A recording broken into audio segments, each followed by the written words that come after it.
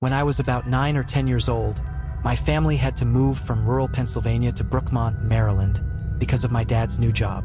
I say had to move, but that's not really accurate. My parents were actually very excited and made the decision quickly without much thought. In just about a month, we went from a small, rundown house in a low-income neighborhood to a large home in one of the wealthiest areas of Maryland. You might be wondering how I felt about this.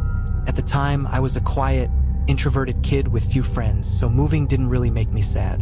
In fact, I barely had any close friends at all. Later, my parents told me that they wanted to give me a fresh start, a chance for a better life. The move didn't bother me, and I quickly adapted. It wasn't hard at all, really. The new house was huge, and I could tell my family wasn't struggling to make ends meet anymore. I won't bore you with details about the house. I just want to mention the important stuff. I have 2 brothers, Sean and Harold. The backyard was our favorite place. It had a dense garden with twisted bushes, perfect for playing hide and seek, tag, or any game we could think of. But the best part was the treehouse at the far end of the yard. Every house in the neighborhood had tall trees separating them, and the treehouse was built right in the middle of that. I called it the treehouse, but honestly, it was more like a tree castle. This wasn't some DIY project a dad made on the weekends. It was huge, stretching across 6 or 7 trees with 3 floors and an actual sturdy staircase. Not the rickety wooden planks you usually see. It was clearly built by a professional. For a while, my brothers and I played in the treehouse every day. It was the highlight of each day. But eventually, my brothers got bored with the treehouse. They were older and had entered that annoying teenage phase where nothing was fun anymore. Eventually, it was just me playing there, and that made me feel lonely. One day, I climbed up to the treehouse and found a folded piece of paper in the corner. I can still remember exactly what it said. The note read, "Hello, I'm the gummy bear. Nice to meet you. What's your name?" I was the happiest kid alive. I thought it was one of my brothers playing a joke on me, so I joined in, hoping it would get them interested in the treehouse again. Treehouse, there was a stack of paper in the treehouse that hadn't been there before, so I eagerly picked up one of the markers we had in there and wrote back, leaving a little note with my name. I placed it where IID found the first one. Excited to play this new game that night, I wanted to ask my brothers which of them was the Marshmallow Man, but I was afraid they'd stop playing if I said anything, so I kept quiet for the next few days. I'd come home from school and run straight to the treehouse each time. There'd be another note waiting for me.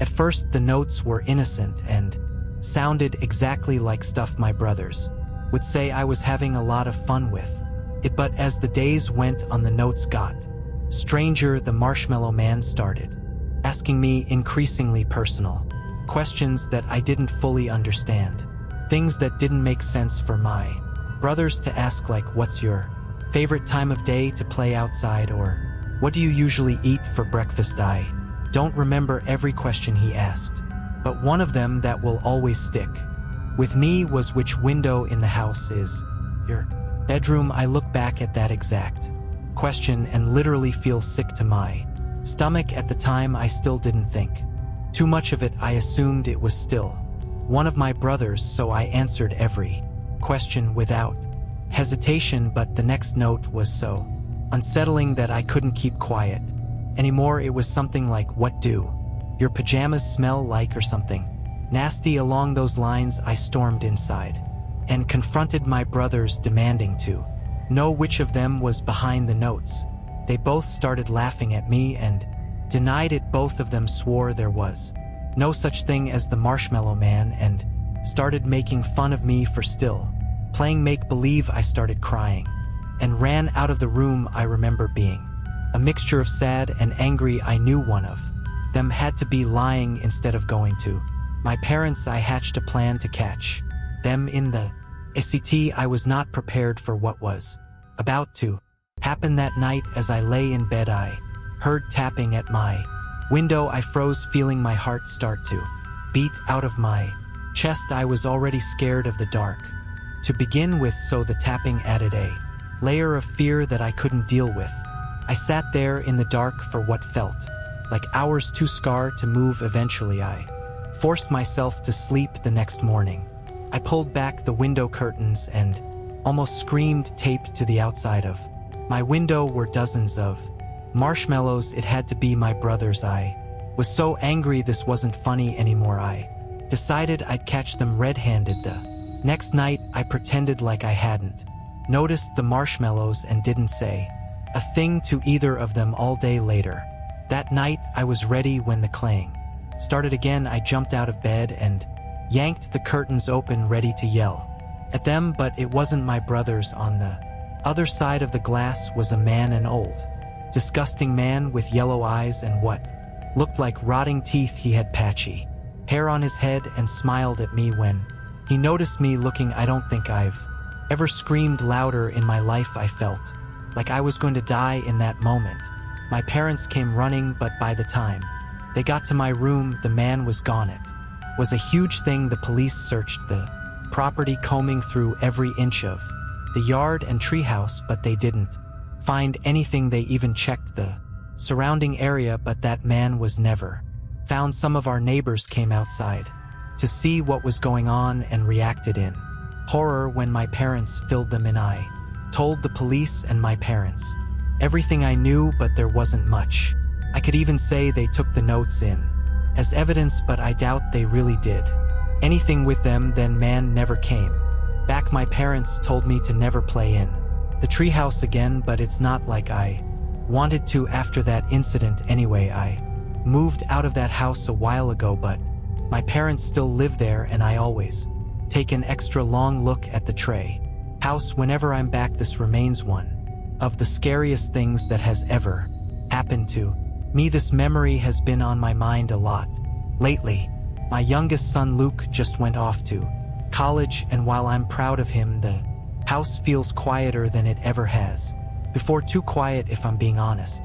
It's funny, when the kids are young you dream of peace and quiet, but when it finally comes, it's not as comforting as you thought it would be. I don't know why, but his going away unlocked a part of my brain that honestly forgot about what I'm about to tell you. People have told my wife and I that it's normal to be thinking a little extra about memories for my kids' childhood at a time like this, so I guess it's not too surprising. I still remember when he was just a little kid, full of energy and curiosity, always getting into something.